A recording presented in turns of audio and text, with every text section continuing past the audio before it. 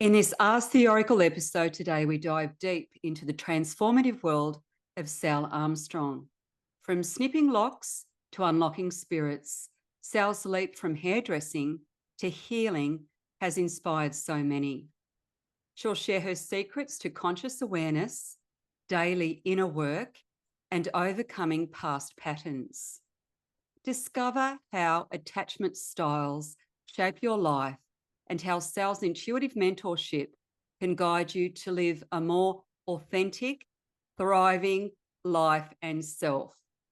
Tune in for an episode that promises to be full of aha moments, lots of joyful fun, and we're going to have just a wonderful day today. Sally is a former hairdresser turned intuitive guide, oracle, and spiritual mentor. After a personal awakening about 12 years ago, she now empowers women to find balance, authenticity, and healing. Sal specializes in attachment work, helping clients understand their foundational relationships and overcome unconscious limitations. Her sessions offer profound shifts, leading to a life of intentional action, so faith in action, and thriving existence. Sal is a priestess for love and truth, guiding women to embrace their intuition and live their greatest version in this lifetime. When we first met, it felt like we'd known each other for eons and eons. We simply just clicked. So I'm really looking forward to today. Hi, Sal, my love. Welcome. It's so great to have you on the podcast. How are you, my love? I'm gorgeous, thank you. And you're gorgeous too. Thank you, beautiful. That was such a inspiring intro. Like, it's so unusual to hear that reflected back to you, and yet it's so profound to have that reflected back to you. So thank you. I feel like I've got a big inner smile hearing all of that, because all of that is, spot on and true of what I offer the world, and yet it just sounds so good when it's given back to you like that. What a gift. Thank you. Oh, I love that. I got goosebumps reading it because I felt like I went on that journey with you.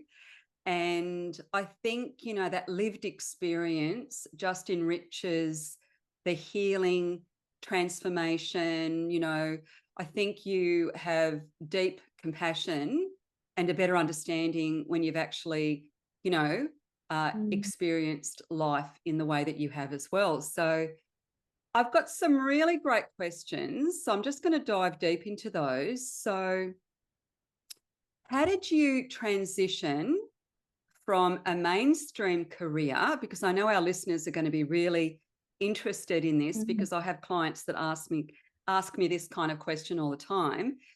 How did you transition from a mainstream career to a more spiritual one? How did that happen for you? Yeah. Great question. It felt a little messy and clunky, I'm not going to lie. It wasn't, just wonderful and idyllic and straightforward. I hit a bit of a wall, emotionally, physically. I had what I would sort of now look back on a bit of a mini breakdown. I had a physical sort of reaction to my body. Hairdressing, I'd been not listening to my body. That was the major thing that was going on. I was people pleasing in hairdressing, and I was giving and giving, giving. And then I fell on, a bit of but in the, sat on the floor in my bedroom one day and went, what is going on here? So it was very clunky. That though was a beautiful inroad to, this isn't working. There's something I'm missing here. It's not working. It's not feeling good anymore. There's something more. My inner voice that I was listening to, the small bit that I could hear at that time, was, this isn't working, and there's something bigger and better you're meant to be helping people with. And I didn't know, I had no idea what that was. But that was the question that drove me. What is this feeling, this calling towards making a bigger difference? Not that hairdressing isn't making a beautiful difference. I loved prettying people up, making them feel great. And I definitely wasn't the type of hairdresser that was gossipy or into the weather or anything like that. It was always deep and profound and beautiful conversation. And my heart was always really there. It was a full experience for people who came to me as a hairdresser. But I somehow wanted to transition that into helping them more deeply, and something that wasn't as physical on my body, because I'd really hit, after 25, 27 years of hairdressing, I'd really hit a physical block there.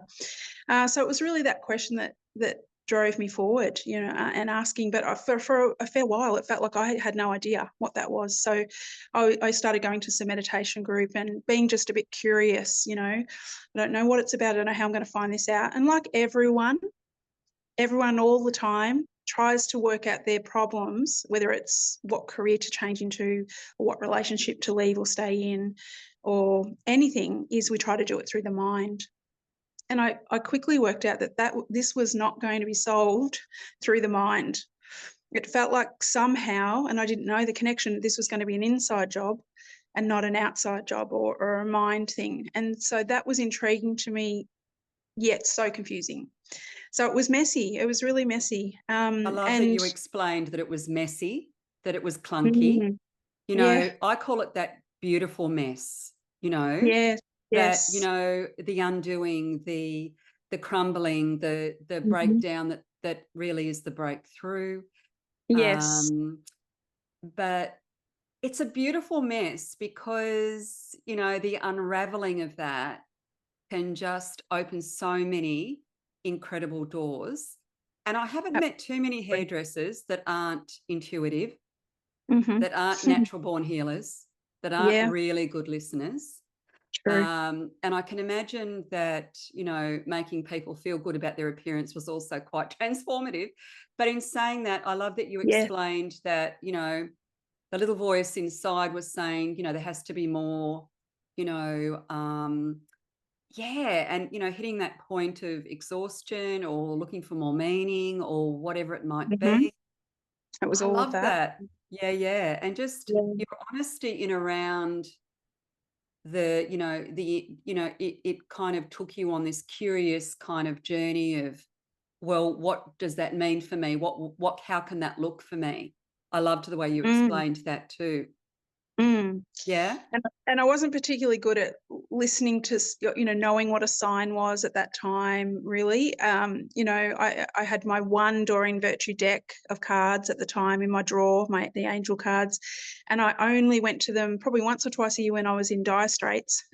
In challenging times, as we often do, only turn to the inside, at these times. But not anymore, completely different now. But then, so I got them out, so I wasn't particularly spiritual, but there was a part of me that was very aware without knowing. I didn't really, it's so hard to explain. Anyway, a friend invited me to a Doreen Virtue weekend, and because of this one deck of cards that I had in my side drawer that I would use once or twice a year. And my sister is quite psychic and had been for a long time, and yet was a bit in the closet, a bit much more hippie-like, much more the stereotype of what you would expect, someone who's psychic Yeah. and intuitive would look like. So I judged her as the weird one. She knows this, so when she hears this, that won't be quite okay. And I was the very mainstream, normal one, I understand. Interesting. Yeah. Yeah. So when I was looking for the next thing, it's not like I saw myself as a spiritual person or someone who could read someone's cards, or, it's not like I saw that in myself at all. What I knew was I was a great communicator, great listener. I really could feel what people were feeling, even if they didn't know what they were feeling. And yet I didn't know how that translated into a career change. But I went off to this weekend in Melbourne. It ended up being Doreen Virtue's last ever I was going to say it must have been her event. last one.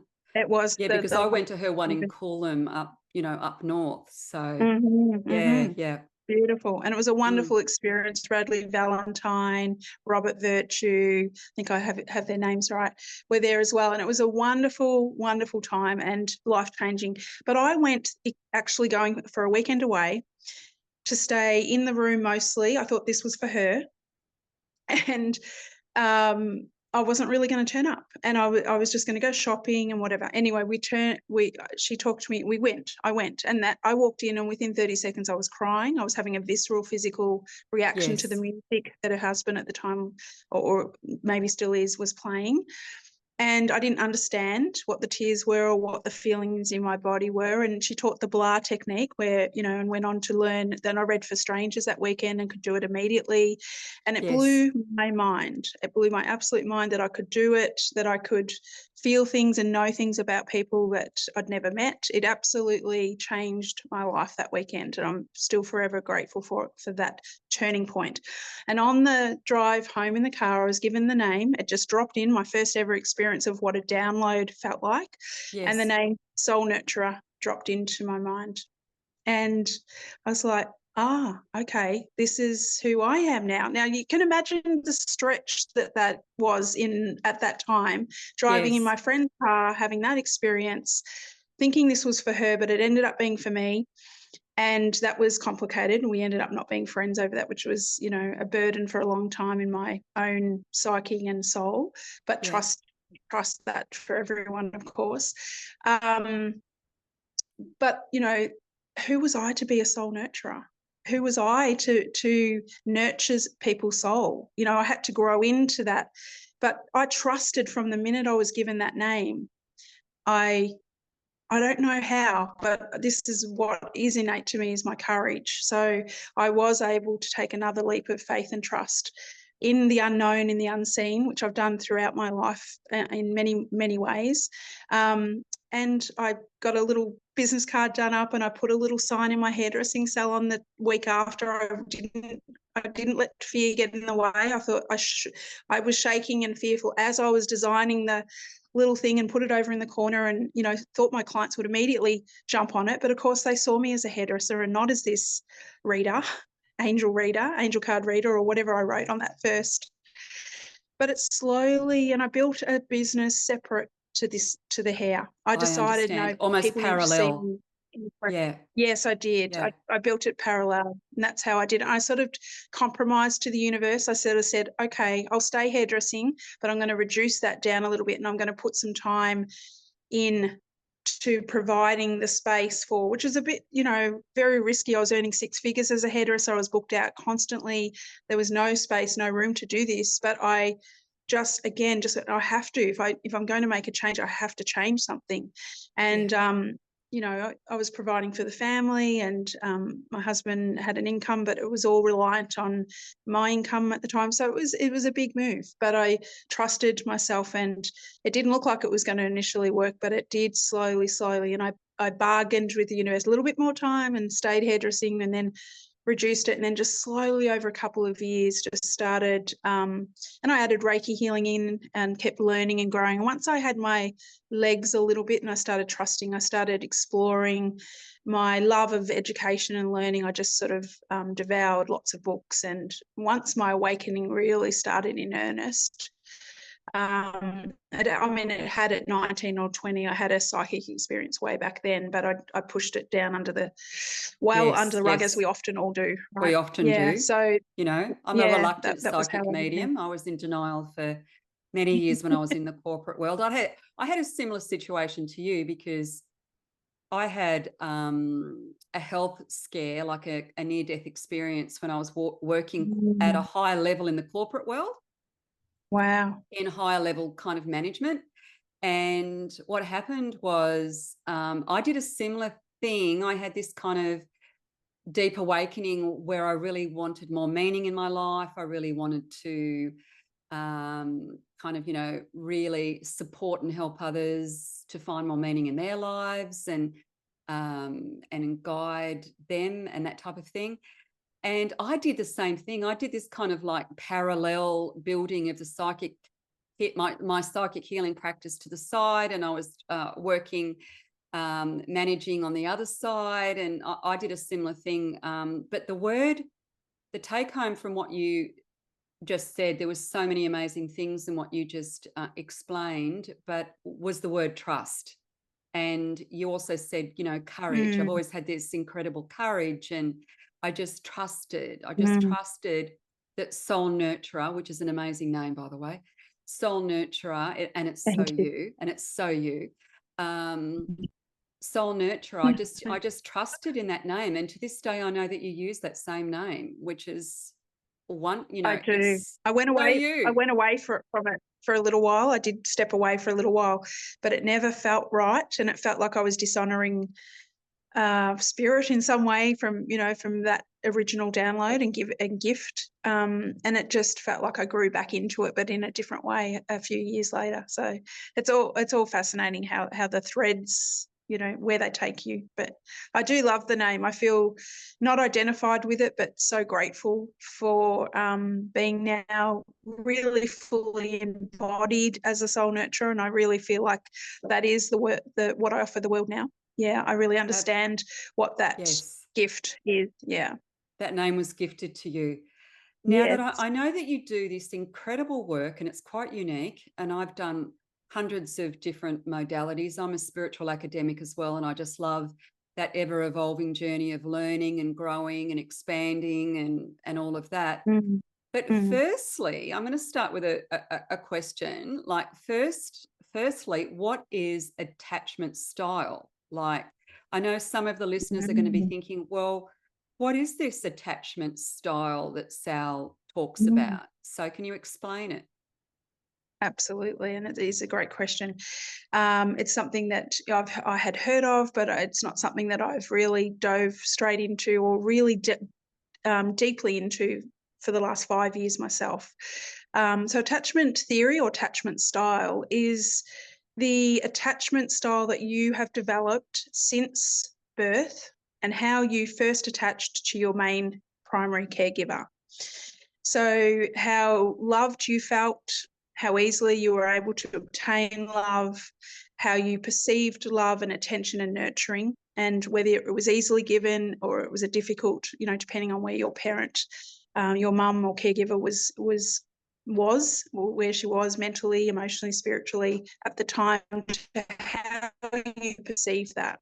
And all us as parents and our parents and generations have all done their best. So this is definitely not about a victim or a blame, but it is nonetheless how our nervous systems react to being in relationship, how we acquire love, receive love, or let love in, and how we give love. It actually determines every single part of our decision making, our experience of life, how joyful, happy, and how fulfilled we can feel. Because most of us are wounded with the wounds of not enough, rejection, abandonment, or feeling unworthy. So with that in mind, and there's many threads and nuances of that. I've tried to give that in a nutshell. Yes, But with yeah. that in mind, it's really, I've worked out very early on I could be at the type of psychic readers to see people's future and timelines. And for me, that felt like it was something that I was helping them understand, and they'd get excited about it. But I'd see them in 3 or 6 months' time, or 12 months' time for some people, and they weren't able to obtain it because their attachment style, their wounding, was in the way of them believing that they could be that, have that, and experience that. So therefore, they did not go on to have that I often. understand too. And I really wanted to go, I really needed to look into that, because I was like, okay, I want to be more effective. I want to make more of a difference. Where, at what level? Because this is at heart who I am. I'm a core, I'm an Aries, so I want to pinpoint. I want to go, this is what's going on. This is what's in your way. This is, if you can understand this, if you can clear this, if you can break through this, then you can move forward and be a different version of self. But this is what's happening. And so once I worked out where I'm most effective, what I'm really strong at, and attachment theory really helped me see that. Then I got really clear about that. I think that's really effective work. So tell me about your attachment style and how Mm. you've been healing it, because even as you're explaining, from birth, you attached to, who did you attach to? How has that impacted your life? I think this is incredibly powerful alchemy. I Mm. think this is amazing Yes. transformational work. So yeah, I just thought we can't really necessarily talk about other people, but I thought, it could be helpful if we could talk about, what your attachment style is and how you've, done the work on that type thing. Yeah. Absolutely. Yeah. And I'd love to share some of my background because it'll help bring it all into context. And I'm in a very healed, forgiven place with my past and my mum.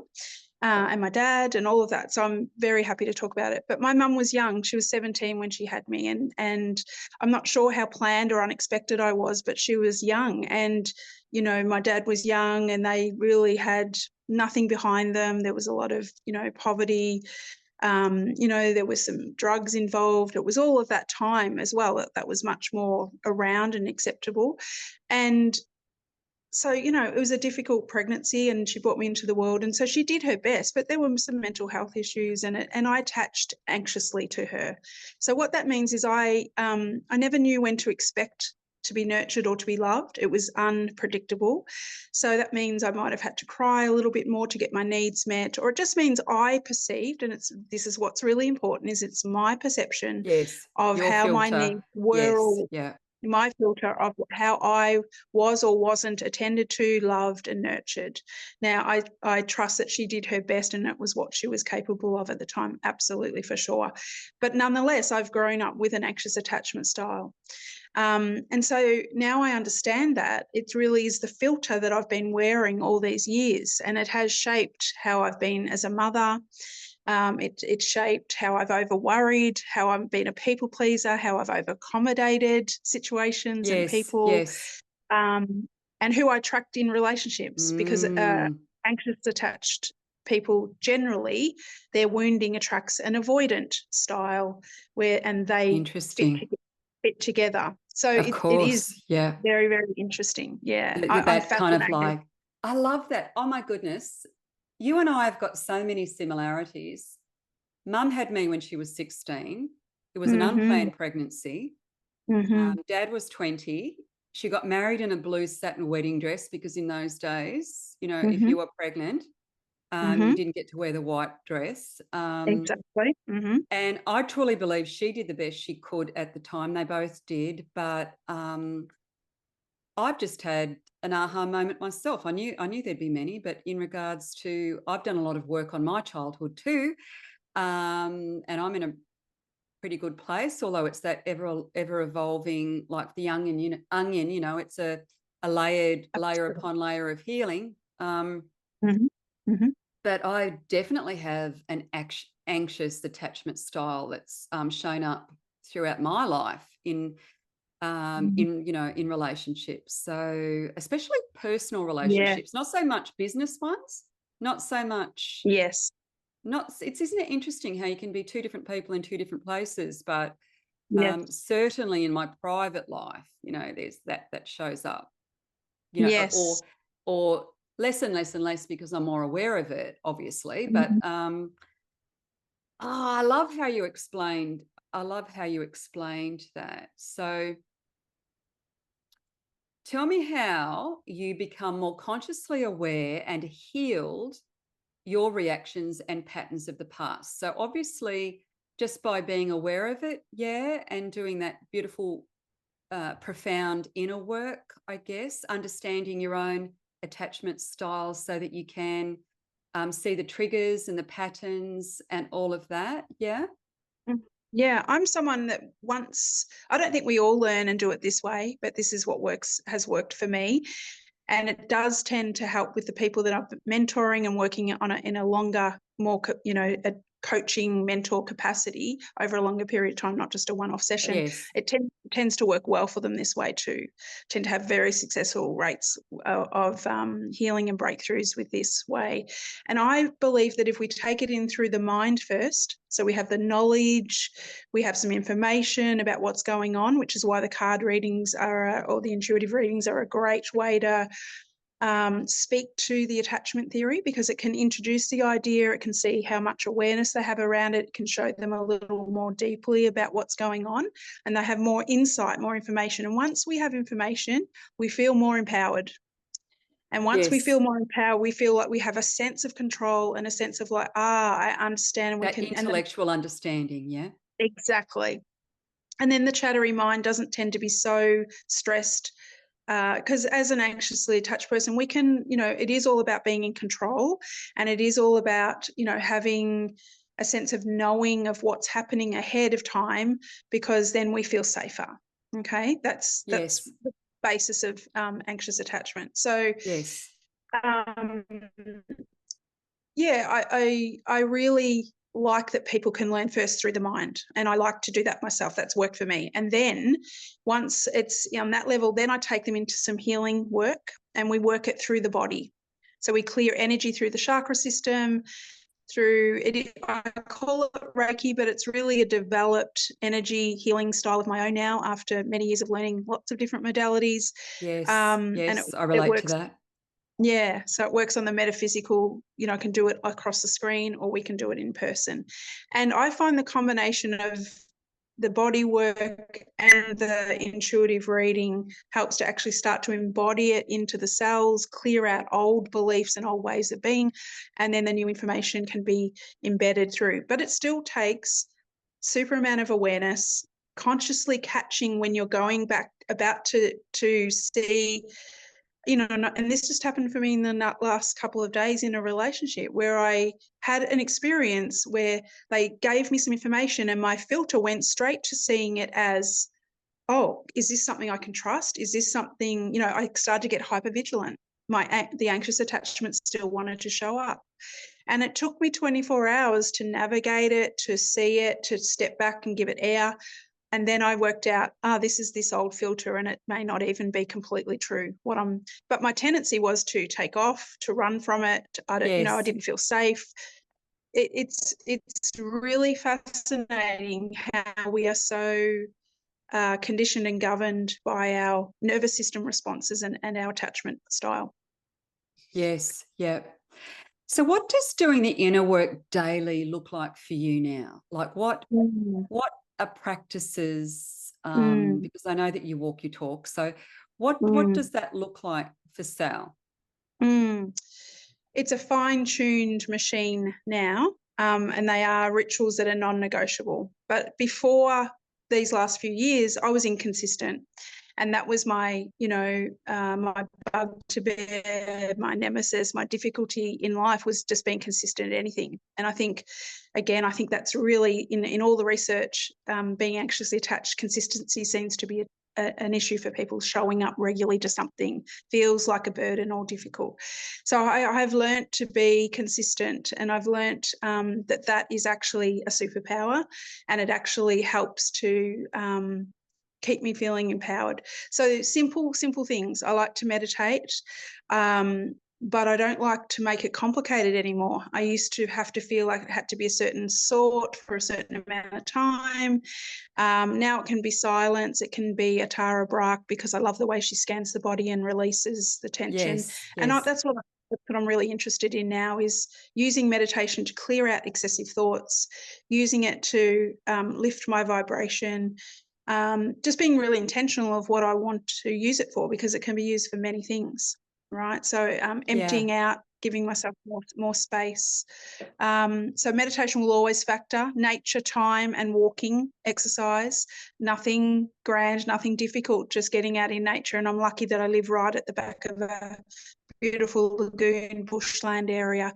So nature is always important to me, whether it's the ocean when I lived up your way in Berry, or down here. Nature, an element of time in nature to reflect, to exercise, to move.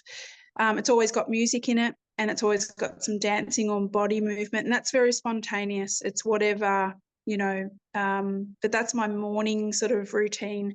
We'll have some music and movement. It's always good food, plenty of water, just the most simplest human things, but in the most high vibrational way now. I know that you do that So because you often share your healthy meals and your walks in nature on socials and things. mm, So I yes, know that that's yeah, actually something that you do. yes. Yes, yeah. So I know you encourage intentional action because you're an Mm. Aries, you're a firelighter. Yeah. I love the way you explained, the mindset stuff and the embodiment, moving it through your body. And it's just, to me, it's just such an Aries trait as well. My daughter's an Aries. So, Yeah. Yeah. um, so I know you encourage, I call it faith in action. I've noticed you call it intentional action to sort of like, Mm.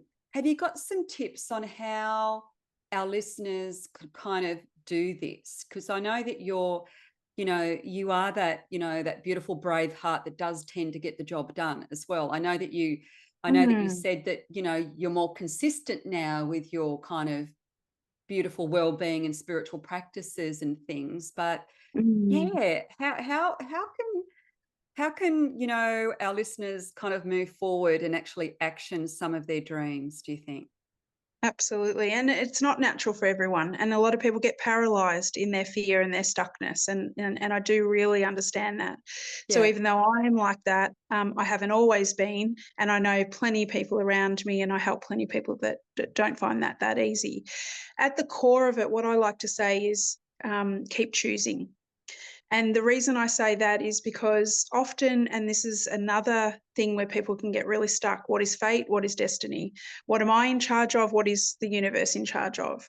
And, I went from very masculine and not a healthy version of masculine through my hairdressing, of getting it done and busy and just hustle mentality, go, go, go, making it happen. I always was making it happen. There was no co-creation or consideration of the universe supporting and working with me. It was all me pushing and forcing. Then I went in my awakening and learning, I went completely passive to the other way. And I learned in dysfunctional feminism or femininity um, how to be completely passive and lose all my power and not believe that, just believe that the universe is going to plonk everything in your lap. And now I've come back, over these last 5 years and understand that this is actually, in a healed sense, the unity of my feminine, all of our feminine and our masculine within us, despite our gender, we are both. And so keeping that union healthy between how much am I allowing myself to feel inspired to create beingness, to create enough quietness so I can listen and hear and ask, and how much can I use that inspiration, that thread of an idea that comes in and it comes into the mind, and that's why it can be confusing because it feels like a thought. So it's like, that feels like something interesting I'd like to explore, and then let your masculine go and explore the thread. Let it go out and make the phone calls, send the email, ask the questions, and follow it. And so I say keep choosing, because then at least you feel like you're in the driver's seat, and you realize that it isn't about forcing, but choosing is the idea of the union of the feminine and the masculine. I have a choice. The universe will support me with that choice. I have to take the actions. It won't be given to me. So does that make sense? It's It understanding that makes there's so much sense. That is such a beautiful way to explain it. We need that duality, that sacred union within, mm, mm, um, the ebb and flow, the give and take, the receiving, but also the giving. mm, It's a mm. beautiful dance. A And dance it is. the journey you went on is a similar one to the one I went on as well. And I think that to have that realization too, that we have the gift of free will. We're Yes, sovereign beings. We get to decide. We get to choose. And I yes, loved the way you explained, Sal, keep choosing. Keep yeah, choosing. Realize that you have free choice, that you are a sovereign being, that you yes, can keep deciding what you truly want so others aren't deciding for you, you know. absolutely. Yeah, And the balance, the sacred balance of the yin and the yang, the dance of um, of bringing both energies in to kind of dance together. I just think that you explained that so well, so beautifully. I think it was thank so easy to understand. So, um, but that fabulous tip of just keep choosing. I love that. Yeah. I think if listeners keep that in their heart of knowing that they do have a choice, even when it feels like they don't. They might be in a marriage they're not happy in and they're settling currently. Yes. They're tolerating and they're settling, but they Yes. don't realize they have a choice, but they actually really deep down do. It's just their fears right now are overriding their desires to be somewhere else and to be doing something else. So it's in little ways, how can you start choosing, towards this different version and vision for yourself that you can you can see, yes, the big step of telling the person you're not in love with them or you need to be out of the marriage is difficult, but how could you take the small steps every day towards choosing a life and a lifestyle that actually would feel good for you? And do you even know what you want? So it's, being curious about what you might want in life and how you can get what you want, by choosing. It's all very interesting. How true is that? Because I often have people say to me, oh, but like I've got to look after mum, or I Mm, can't leave my partner because he's unwell, or mhm, whatever it might be. But of course we do have a choice, and mm, yeah, I love that. I'm curious because I know that you do this beautiful kind of transformational work and this intuitive mentorship, and I do similar work. So I'm just curious why you think intuitive, whatever you want to call it, intuitive, psychic, spiritual, whatever you want to call it, why is it so effective? Why do you think, when we're tapping into that intuitive side of things? mm, Because I have people that come to me that often say, oh my goodness, I've been in therapy for 5 years, or I've done this or I've done that, and nothing's mhm, worked. And, mm, and I love the way you explained that, it's not often, a miraculous overnight healing, or can be a journey that you go on. But why do you think it's so effective when we mm, introduce intuition mm. into mentorship? Yeah, absolutely. When I was at at the end of high school in year 12, I was choosing psychology. And then all of a sudden, and that was a little forced on me by the careers teacher at the time. He said, I filled in all the forms, you'd be great at this. And I'm like, okay, yeah, maybe. Felt no one in my generation had gone to university and all of that. So that was a big leap to that idea. But hairdressing came along, and the offer of that came along, and I postponed that for a year and then did hairdressing. But I somehow have ended up in this place of really tying in my deep love for human emotion, thoughts, beliefs, fears, and psychology with reading. And I think holding such a passion around that, when people come to me, and I'm sure you offer this space too, it's a very held, sacred space. They can feel the passion and the safety in the space. And so they feel immediately disarmed. That's the one first thing that I Mm, get comments in mm, all the time. I just feel so safe. Now, sometimes through the main therapy branches, it isn't always conducive to that. It's an office setting, and it's, there might be lots of people around. They're in a private setting, but they may not feel that sense of safety. But also, as soon as the cards start reflecting their story, because I start with what's called a story in motion, and it's a field reading of tuning into their field. What are they wow. manifesting from at this time? Mm, What are they believing? So it's, mm. in the physical body, in the etheric body, the first lot of cards will represent what they're most closely, thinking, considering. And this is, and then it goes on like that, and 3 or 4 cards or more, whatever I'm given at the time. But it blows them away, because they can see immediately that I know, and they know I know, and I want to help them know Yeah. more about that. Right. And because Yes. it will show up their blocks, their obstacles, it will show up exactly what's going on for them and in what way.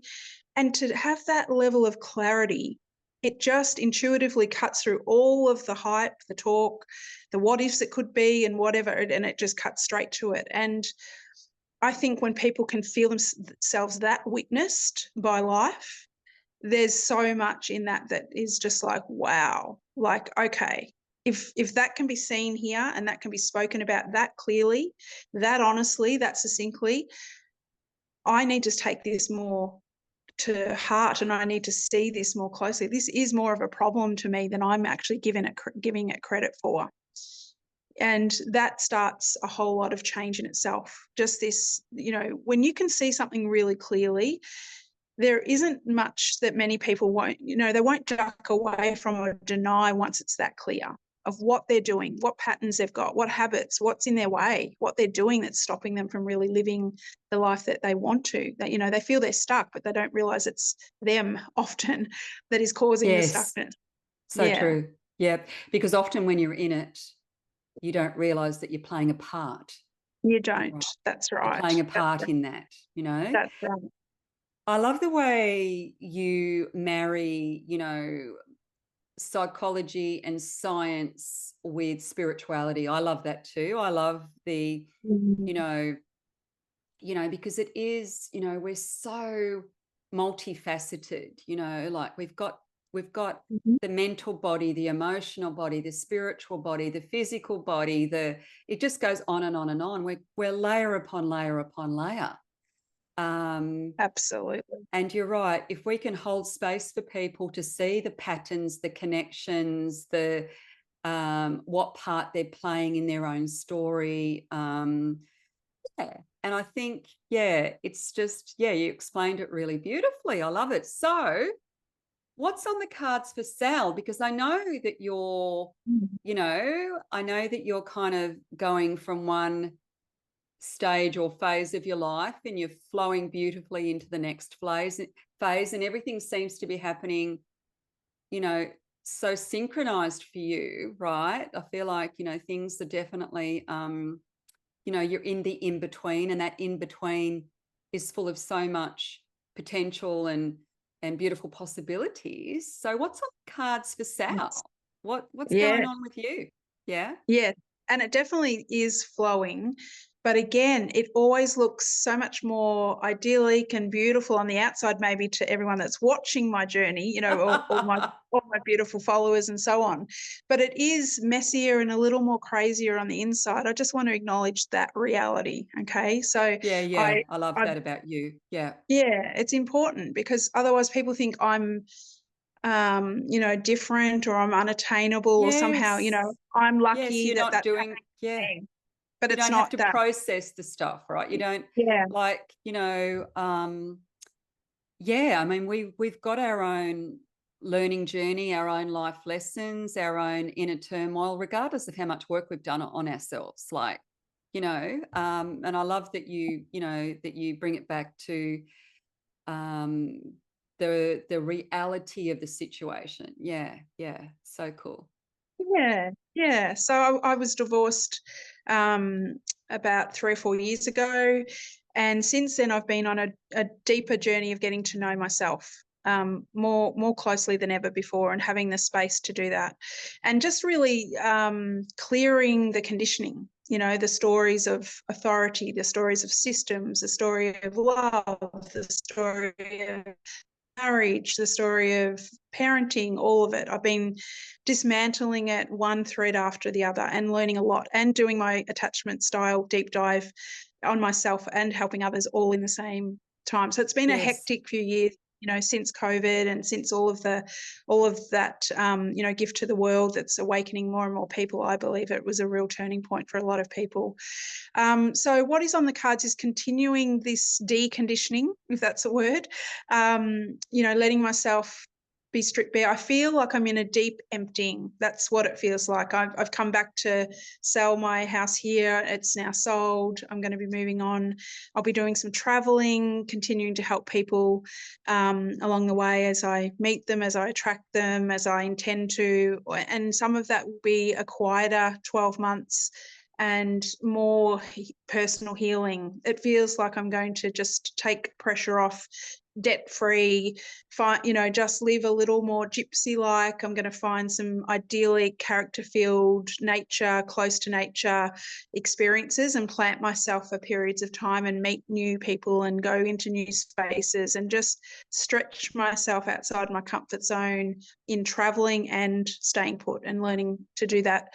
And then there'll be a new relationship will come in. There'll be reconnection in love, and that way, because I know I'm ready for that, and that I'll be attracting that, in divine timing. So, a lot of exciting, beautiful things. My youngest daughter is, turning 20 shortly. So just this idea of getting all of my children through to adulthood, and they're all beautiful and doing well. And, that feels like a blessing, and a different phase now of, living for me, choosing for me completely, not feeling obligated to anything anymore, and really looking. And we started this before we pushed We did, yeah. record, about I used to sacrifice security and safety for freedom, and now it Yes. feels like I'm choosing freedom above all else, and not being anchored into the idea of that I need to own this to be secure, I need to live here to be secure, I have to have this and this and this to be something, so all my identities of what wealth and money and all of that is now up for renegotiating. It feels like I'm in a deep time of exploring what all of that really means to me. Yeah. So good. So good. I love it. I love it. Thank you. Thank you. How can people have a session with you? Because the best thing about travel, adventure, journeying, and I know that you said that you're going on your own personal journey and you're going to kind of explore different beautiful spaces, and you're living that simple abundance where freedom is your new core, one of your, your priority, your core value, as opposed to, yeah, that old way of thinking of like, you got to have a house and you got to like do this. And yeah, how can people have a session with you or work closely with you for deeper support? Because I know that you do that really beautiful, deep, spiritual, intuitive work. And I know that you hold space in a very sacred and safe way. So yeah. Thank you. Thank you. Well, Yeah. 80% of my work is online with people all over the world. So, I do help majority of people online.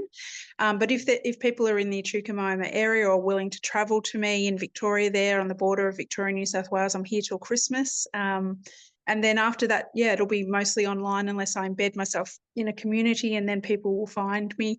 But you'll always be able to, find me via my social media on Instagram under Soul Nurturer, or the same Sally Armstrong Soul Nurturer on Facebook. Yeah, I'm on both, and I have my website, soulnurturer.com.au, so people could, contact me there, or my details are there if they wanted to have a session. I'd love to support them. Absolutely. We'll definitely put all of those beautiful contacts in the show notes. I can't wait to witness your next cycle, your next beautiful chapter.